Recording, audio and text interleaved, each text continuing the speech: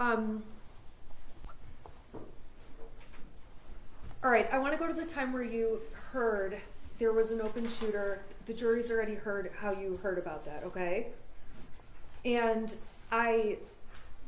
we know you got in your car, you drove up to Oxford, right? Correct. Okay. We heard about the description of that caravan. Did you see that caravan?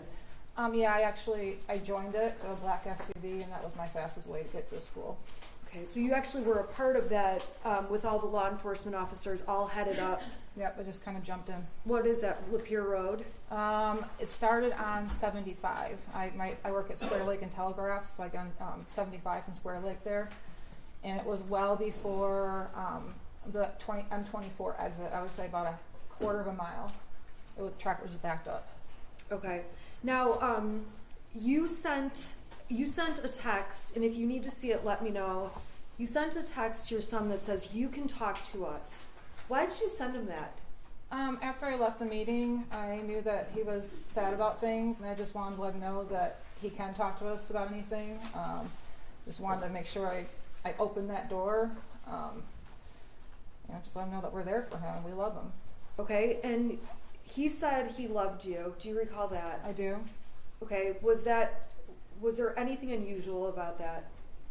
Yeah, he's at that age where it was hard to get I love yous back out of him. For me to open my text and just see him randomly saying I love you was abnormal for him. Okay, did you think anything at that point? No, not right at that point. I think I said text back I love you too. I don't remember. I believe I did. Yeah. Okay. And later in the thread, you say, don't do it. So when you hear there's an open shooter at the school, I want to know in your mind, what do you believe is happening? Well, my husband had called me when I was still at work, and he said there's an active shooter at Oxford High School, and I can't get a hold of Ethan. And that's when I opened my phone and I saw the I love you text. And then I texted him, are you okay? In the process of it, I was getting my stuff and running out the door, letting my boss know that I had to go to my son's school.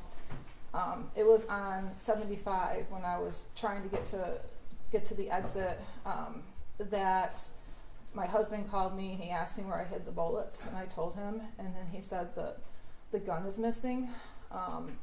So instantly, I'm like, oh my gosh, he's got the gun. I didn't actually think he was at the school shooting it. I thought maybe he walked home and got the gun and was in the field by the school. I didn't imagine my son actually going into a school and shooting. And then when we got more updates, I was like, oh my gosh, he's a school shooter. He's going to kill himself, because in my mind, that's what school shooters have done. They've killed themselves after. So I yelled in my talk to text, Ethan, don't do it, because I thought he was going to kill himself. At that point, did you think Ethan had killed anyone? No, I didn't even think he shot anyone at that point. Well, that was going to be my next question. Did you believe he injured anyone or shot anyone, did anything? No. I thought he was going to kill himself. Okay.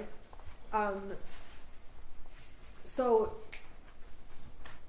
you find out the gun's missing, so you do think he's got the gun, but is going to turn it on himself. Right. Okay. So where did you, at that point you went to the substation? I think we saw the video. Yeah, my husband had called me when I got close to the house, and he said the substation just called and they want us to come down there. They have my son. And so I picked him up on the way, and we drove to the substation together. When you say picked him up, picked who up? My son was in custody, basically. The substation. Right, so who did you pick up? I picked up my husband, I'm sorry. Okay, you picked up James. Okay, what was going through your mind at this point, going from picking James up to the substation? I don't know. I asked my husband, I was like, is he alive? And he said, oh no, we're going down there. I didn't really know what to think. I was kind of it was kind of hazy. It was kind of, everything was a little surreal. I still didn't believe that he actually shot anybody or was in the school. I just knew that there was gunfire. I didn't know the extent of it at all. So when you're at the substation, did you You asked them about fatalities. We saw it on there. That wasn't at the sus. Oh yeah, I did. Okay, but you didn't get an answer, right? No. At that point, were you thinking that anyone was injured or that anyone was hurt? He did say there was injuries, and at that point, my mind went to, we can handle injuries. We can handle injuries. I went into kind of like go mode. Like, what do we have to do? My son's arrested. I did not think there would be any fatalities.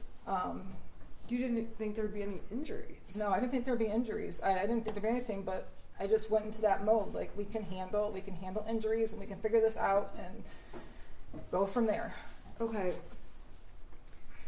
We saw the interview at the substation. Yes. I'm not going to go through all that with you, okay? After that, you go to your house. Is that correct? Correct. And the next thing, police are at your door. We were at the house for a minute, and we were putting some hot water on the oven, on the stove. My husband walked out back to the side of the house. I saw him walk towards the end of the driveway through my kitchen window. I was sitting in my kitchen on my phone talking to my dad, and I realized my husband was gone for a little bit longer. I didn't see him walk back, so I walked out the front door of my house. And what'd you see? There was a bunch of officers with guns drawn on me. Have you ever been in that position before? No, I have not. What did you think when that happened? I don't know. I remember just dropping my phone and putting my hands up and then being handcuffed. It all happened so fast. It was shocking.